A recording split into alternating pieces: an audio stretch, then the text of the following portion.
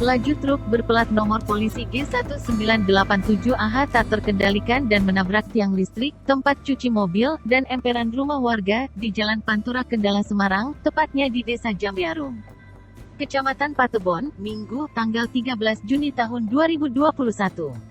Nahas, dua mobil yang sedang dicuci turut tertabrak. Satu di antaranya mengalami rusak parah pada bagian depan, dan bodi mobil samping kanan.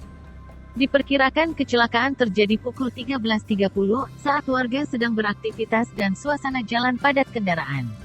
Menurut sopir truk trailer, Rahmat, ia mengendarai truk dalam kecepatan sedang sekitar 40-60 km per jam. Satu mobil R3 mengalami rusak parah pada bagian depan dan samping kanan. Sedangkan mobil Jazz hanya mengalami goresan.